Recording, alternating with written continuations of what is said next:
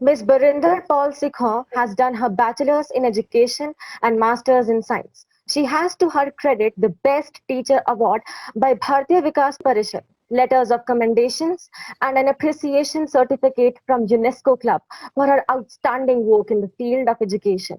She is a certified EQFI trainer for the accreditation of the schools. Her endeavors to integrate novel methodologies grew stronger when she was head academics for various schools in Punjab and Haryana from the years 2014 to 2016.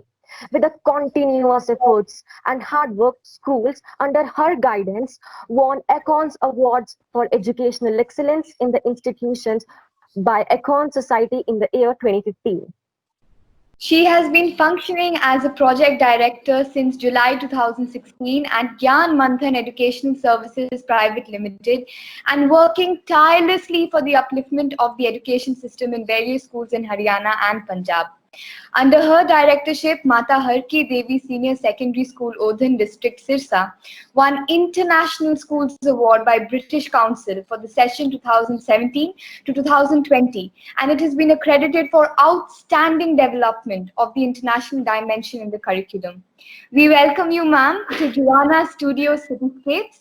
Today, Thank I am you. on the line of Indus Valley World School, Kolkata, and my friend Kavya Gupta of Greenfield School, Nagrota. Would like to talk to you about the topics concerning all of us directly, like online classroom learning, effects of COVID on future of education system, and how are different cities affected differently by this. So, ma'am, as we are from entirely different cities, I would like to know, how do you think running schools in your city is different from others? And if you could also maybe talk about some of the biggest challenges that you face and the biggest advantages with regards to your city. Thank you, first of all. And it's my pleasure to talk and share my views with you little ones on this platform. And yes, it's definitely different running a school in a small place like Bathinda or in Sirsa as compared to Calcutta. In Calcutta, it's a metro, since it's a metro city, the kind of parents and the kind of children which you get in the schools is entirely different. Here in small towns, we do cater to the rural sector as well, wherein the kids, they are the first generation learners. So their requirements and their expectations from the school is bit different for what an educated and an established parent would think. They are 100% dependent on the school for everything that they want to seek in the field of education. So their learning outcomes, they're dependent on the school for that. Probably they may not be having many other resources from they can gather the material and study and lead forward. So even for setting up their goals, even for the mere values, everything, they're dependent on the schools and the teachers. And we do try and give and make our curriculum or design our curriculum in such a way that we address A to Z needs of the kids who are with us, and that's how we do it. And probably this may be to the various assemblies and to the various extra co-curricular activities which we have. The exposure will definitely be less of the students as compared to the students of the big cities, but thanks to the technology now, because of this technology, many of our challenges which we faced of less exposure in the small towns, we have tried and overcome that, and now our children, they are ready and they are confident enough to face and to compete with the big town children. Wow, ma'am, you have really very different opinion about this, and it is really very appreciable. So, ma'am, in your opinion, what is the most powerful instrument which can actually result in success of student, the success mantra in a student's life? See, what I personally feel is what is the most, it is not the academics only which is required for a success mantra for any student. There are so many values which you need in your entire life, which you need to inculcate right from the beginning of your school till the time you are out of the school. It may be in the form of the values, moral values. It may be in the form of a discipline, it may be in the form of a, I would say, emotional quotient, as well as the intelligence quotient also comes there. And these all things, when it is a wholesome development as whole, then that is what it becomes as a success mantra of a student. A child who comes out of the school confident enough, and he feels that yes, he's having a yes mind and positive thinking to deal with the life and the problems of the life. I think that is the biggest success mantra any child could have, because that's what the child needs to overcome during his years in the school. Sure, ma'am. We both will keep that thing in our mind. Ma'am, the outbreak of coronavirus, the pandemic, it was so spontaneous and unwelcome that we all actually were not so much prepared about this. So, how are your schools coping up with corona? Were you ever prepared for any such global pandemic in terms of education and technological readiness? See, we were not prepared for any pandemic because it was totally unprecedented situation which came in everybody's lives, and nobody ever predicted that something like this could happen and the life will come or a world will come to a standstill. But yes, we were not, this was not very challenging for us to switch over the physical classrooms to virtual classrooms, because the schools which we have, we were already using technology to very far on our way, and the training of the teachers, ongoing trainings which we used to have earlier years also, that helped us a lot. And it just took us, I think, a week to switch on to the ongoing classes, and then we started with our existing platform and then to the Microsoft, and we managed it within a very small short span of time. But still, the emotional contact which we used to have with the kids, that is lacking, and we are facing a challenge, and this has been more for the little ones. If I talk of the students who are from 6th onwards, they can tackle it out. But the children who actually needed to build a bond between their teachers in the lower classes, they are facing problem, and there even we are facing problem. We may have tried a level best. I have given some time for personal interaction of the teachers, one-to-one interaction with the children also. That we have done once in a week probably, or twice in a week, but that is also not helping us that much. Indeed, it has been challenging, but the challenges do come. I would always go by the saying that tough times never last, but tough people do. So we have to be those tough people. Ma'am, I think it's just absolutely great to hear that your school is really, you've really adapted to the situation. And I think your school serve as a role model for so many schools out there who currently are having to deal with this pandemic. So that's really great, ma'am. And I just wanted to know, ma'am, how do you think the future of education in India is going to be affected by this COVID-19 pandemic that we're facing right now? See, it will definitely have impact, and I would say the impact. See, in India, we have, if I talk of the economy of India, we have a dual economy wherein we have two poor people also and very rich people also. Wherein when I think and talk of the poor people's education, the children who are not having their basic needs or basic amenities also, there they are suffering due to this pandemic, because they cannot use the technology, and this period is definitely going to be a gap period for them.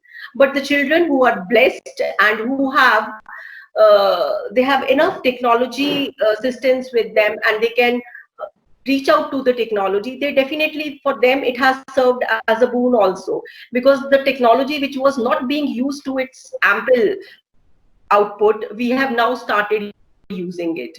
Probably we were not able to use the distant education to that extent in the olden days. If I talk, it is at the school level also, even at the higher level also. If I think of university level, all the foreign universities have started offering the online courses, or they have offered, which our children longed to go there and study and to attend those courses for a small period of time, which was not they were not able to do that. But now it's very convenient for them to have online access to those courses. But at the same time, the people who are not able to furnish themselves with the technology, ample technology, they are suffering to some extent because they may not be able to attend the regular classes also. A mother or a father who cannot get a phone or a laptop for a child, they are missing their online classes as well. So for them, probably it is disheartening. But for the other children who are blessed with the resources and everything, I think for them, it's really served as a boon also to some extent. And this technology will be now used further more and more. And the children who were hesitant to use it, maybe the children who were not very much exposed to it and they were hesitant to use the technology, they're very freely using it. I can see a third standard or a second standard child beautifully answering on the online answers on online tests. So that I think probably has added to their life skills. Ma'am, I think I completely agree with you. I do believe that yes, all of us, we've got the technology and we're being able to actually really, I guess it's easier for us right now, but definitely for the rural children out there, for children who don't have access to all these facilities, it is quite difficult for them. And ma'am, since you are helping so many children out there and your schools are really, helping everyone out there, have your schools adopted any, like as you've mentioned already, lots of elaborate e-learning methods, but could you just further elaborate on them and tell us how maybe our classroom learnings can be converted to e-learning? See, the classroom learnings have already been converted into e-learnings, and I think it's not just the academics or the regular curriculum which we are doing it through this platform. We are also trying to do many of the activities also. May it be the quiz competitions, may it be the other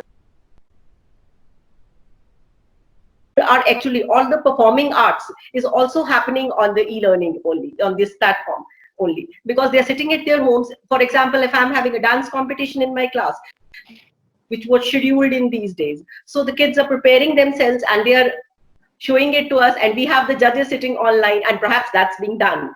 And so this is how I think we are trying our level best. That of course, as I already said, the kids sitting at home, they'll be definitely missing their teachers, they are definitely missing their classmates, and the environment of the classroom is being missed.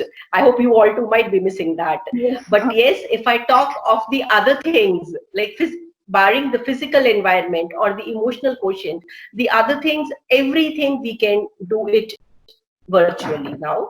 And it is only the planning which is required, probably the more and more strategies, classroom strategies which we use. See, the teachers are also, instead of the aids which they were using in the classroom, they were using some physical aids to teach and to explain various things. Those things have now switched to the virtual aids.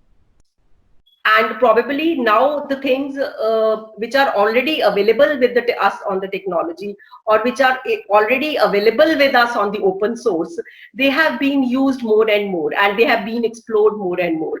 For a teacher, if it was 30 minutes online class, she may be working, I say, 60 minutes or 90 minutes for that online class preparation. But as an outcome, when it goes to a student, it goes in a very wholesome way, and I think the kids are also responding very well to it. Yes, ma'am, I completely agree with you. Virtual learning had risen in such a great pace. We didn't expect it 6 months back or so. Ma'am, these ideas are really very inspiring and very appreciable coming from a good leader as you. So, ma'am, it is actually true fact that teachers are not able to have a complete interaction with the students as they used to have earlier in the physical classes, as you just mentioned right now. So, ma'am, how do you manage to track each student during these online classes? See, for us, tracking the students, first of all, the teachers, we have addressed, or we have trained the teachers in such a way that during the classroom also, we try and give chance to every child to interact with the student. And probably towards the end of every session, if I have a 45-minute session planned in my school, last 10 minutes are generally kept for the interaction of the students only, wherein teacher will not teach, but the students will come out with their questions and the teacher will address those questions. And once in a week, we have always planned that wherein the children can come out with their doubts, because in the classroom they have a different mode wherein they interact with their teachers. So this is what goes with the senior classes. And if I talk of the ongoing tests which we take, the objective tests are scheduled, and after the completion of every chapter, so that how much they follow and what is the intake of the concept taught by the teacher, we do give it to the teacher, and its performance also gives the teacher some idea about what the teacher has grasped. But wherein the little ones are concerned, there we have planned it in a totally different way. We have made their groups, and we give 5 to 10 minutes interaction per child, individual interaction, wherein teacher speaks one to one. And there again, after whatever videos, whatever classroom work the children have done, that can be assessed in that 5 to 10 minutes with one child, and that gives the child also that the bonding which we are missing out with the teachers, that is being compensated to some extent. So, ma'am, I think as a good leader, you are giving your best for the physical environment which we are missing nowadays. And teachers are really working very hard for making the learning process very continuous, although there are a lot of changes in pedagogy methods. So, ma'am, it is a common belief that our education system, it lacks creativity, critical analysis, and confidence. In view of this statement, ma'am, Delhi government a few months back, it had launched a program called as Entrepreneurship Mindset Classes. So, ma'am, do you think that such programs are really very beneficial for inculcating extracurricular knowledge? I do agree with it, because to some extent you always need to refresh your ideas. And if the teachers have been trained for the physical classrooms, even for the virtual classrooms, the teachers need to be trained. If we give them a set of strategies, because you definitely need a strategies to manage your classroom well, and to just give that creative bent in the class, and the children to give that space wherein they can come out with their creativity. If something new is there and we are able to deliver it to our teachers first, and then it goes to our children, I think it's a great idea. But wherein somewhere I feel we at times, these programs or these strategies which are there, they should be well executed also. If they are executed well and monitored well by our school leaders, it really works wonders. But if they just don't find any execution in the schools, and we just plan it on the paper, then it is not beneficial. But we need to execute them well, and not only just a plan to execute them, but then they should be monitored from time to time, that what is actually the progress rate of the students and how are we doing it. And they need to be evolved time to time, because one strategy or one idea or one workshop cannot go for a very long, because it always needs to be evolved as the time passes. Because if one thing is given to the students in one way, next time a novel idea is definitely required to go ahead with the next thing. So the evolution, and it should be an ongoing process. And ma'am, I think it's great to know your views on such programs, and I'm pretty sure with the proper guidance, these programs will truly be a success. But ma'am, I wanted to ask one question. Currently, there are multiple educational boards, both at national and state level. Why do we not have a unified examination system for the entire country?